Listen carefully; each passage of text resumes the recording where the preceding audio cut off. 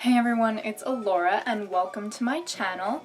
Today I'm actually going to be doing something very different for me, which is filming a book review. Now, I haven't filmed a book review in a really long time, and the reason is that I haven't necessarily read anything that I wanted to talk about all by itself, that I just absolutely adored. But holy hell, let me tell you, there is a book that I read last month that was absolutely amazing, and I just had to talk about it. So today I'm very excited to bring you a spoiler-free review of Nevernight by Kristoff. If you are a lover of dark fantasies, then you have to read this book because this is just fantastic. Like I said, this review will be spoiler-free, but I will be giving away a few details, though nothing that you wouldn't read in the first 50 or so pages. This book is a fantasy, but as you can tell by the cover, it's definitely on the heavier, more graphic side. Yes, those are bloody tears coming out of her eyes, so I wouldn't consider it a YA at all. This book is full of graphic content of all sorts, so if that's not something that's up your alley, then maybe avoid this one, sit this one out. But if you really do enjoy dark fantasies, then this is definitely going to be the book for you. So, one last time, letting you know, even though the main character is 16, this is not YA. Nevernight is the story of a young girl named Mia Corvair who sets out to become an assassin. Now, as most good assassin origin stories do, this tale begins with the murder of Mia's family. Essentially, this is a revenge tale. Alright, so the catch is that the people who murdered her family happen to be the three heads of the three main parts of the government. So you have the main branch of the government, but then you also have the military and you have the church. So the three head honchos are the people who are responsible for the deaths of her father, her mother, and her baby brother. And when I say baby, I do mean baby. You can already tell the story is pretty heavy. I did warn you.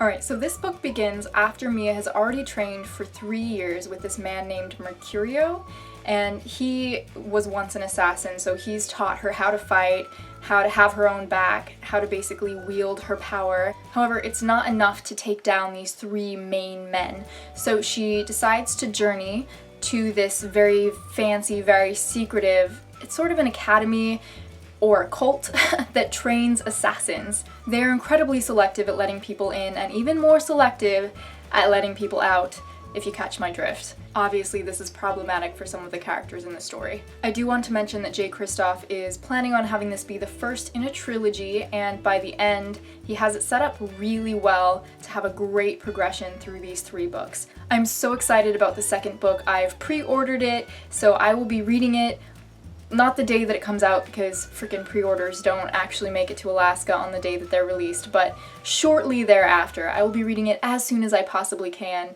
and I could not be more excited for that release date in September. This is actually a really good time to get into the series because you have the first book and then a little bit of anticipation can be built up before the second book is released. Alright, let's talk about the writing style. Kristoff is a master at crafting stories and molding words. Oh my goodness, he's really amazing. He's also hilarious. His humor tends to be on the sarcastic, sardonic side, but if you're into that, then I think you'll really enjoy it. The narrative style is also very interesting because the story is told in third-person omniscient POV. However, the narrator actually has his or her own voice and his or her own personality, and so that's really fun.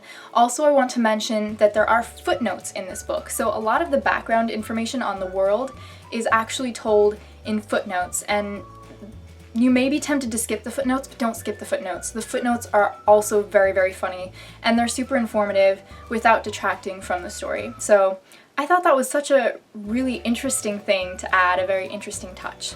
Alright, let's quickly talk about the setting. So the book takes place in 2 main settings. The first is God's Grave, which is a city that sort of feels like the city in Six of Crows. That's the feeling that I get from it, kind of this grimy, dark, icky place where lots of shady dealings happen. Like I said, that's the feeling that I get from it.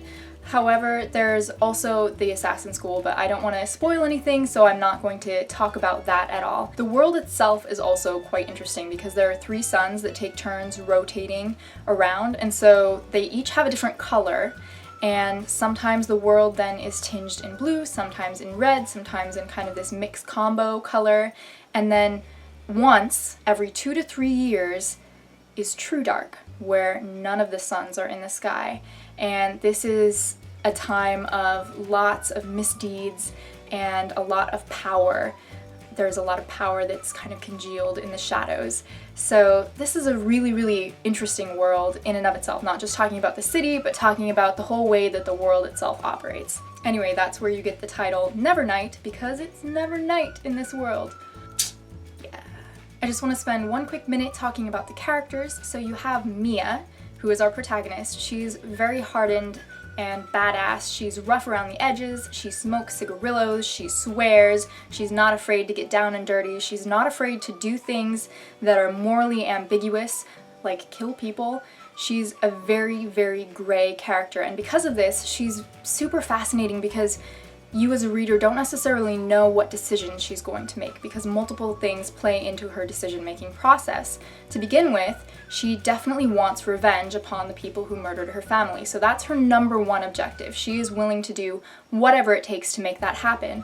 However, she's also a 16-year-old girl, so she has some other tendencies and some other desires. She wants friendship, she wants companionship, she occasionally wants some romance, and these things also play into her decision. Unfortunately, sometimes it's very hard for her to make decisions because these two different desires kind of butt heads. Like I mentioned before, she's been training for 3 years to become an assassin, so she's amazing at being stealthy, she's amazing at fighting with knives and with her fists and everything like that, but she also has this very interesting and nascent power where she has a little bit of influence over the dark, if you will.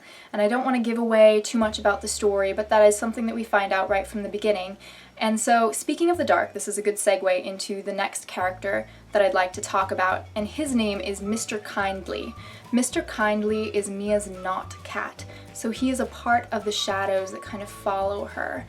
And this is a very interesting character because at the start of the book, we know that he's stuck with her for 3 years, but we don't know why. And we know that he has some sort of substance, but not physically. It's not any kind of corporeal existence that he lives. So it's really interesting to see what he can and cannot do, what he can and cannot influence, and to find out where his allegiances lie and what it is that he wants. The other main character in the book is Trick, who is this young wannabe assassin boy that Mia meets on her journey to get to the academy. And he is a really interesting character. Like I said, this is a spoiler-free review, so I cannot give very much away, but the dynamic between Mia and Trick is great because Trick is one of those people who softens Mia. Like I said, she's very hardened. Sometimes when tragedies happen to a person, they kind of close off their emotions. This is a very natural defense mechanism. It occurs in the real world as well as in fiction all of the time, and Mia is like this for sure. But Trick kind of works to pry open some of those closures and to try to get into the meat of things and find out what Mia's really feeling and what she really wants. So, like I said, great character dynamic. There are a preponderance of other fantastic characters in the story, but I don't want to give anything away, so you're just gonna have to read the book. Overall, I gave this story a 5 out of 5 stars for sure. It is my favorite book of the year so far, which is really saying something because I've already read over 40. What's funny is that I went into this not really expecting to like it all that much because I don't like things that are too creepy or scary or dark, but this was just, it was so perfectly put together. It was so intentional and so masterfully woven. I would recommend it to anybody who is not afraid of a little bit of graphic violence, among other things. The only other thing I want to mention is the bookstagrammer who I originally found this book through, so that's why I'm looking at my phone over here. Sorry, one sec. Alright, her name is Ursula Uriart, and she takes lots of pictures of books while she's traveling in cool coffee shops and bookshops, and I would definitely recommend checking out her Instagram if you haven't already done so, if you're not already following her. And she mentioned that this was her favorite book of last year because it came out last year, and I was like, oh, it looks a little bit too scary for me, but then I ended up picking it up and absolutely loving it. So definitely give it a try. Alright, thank you guys for joining me in this space today to talk about books. There aren't enough people in my real life who love books as much as I do, so it's really fantastic to have this community, this interplay and back and forth, and I'm really just so grateful to be a part of it, even in a small way. So yeah, thank you guys for watching. Until next time, stay happy, stay healthy. Bye guys.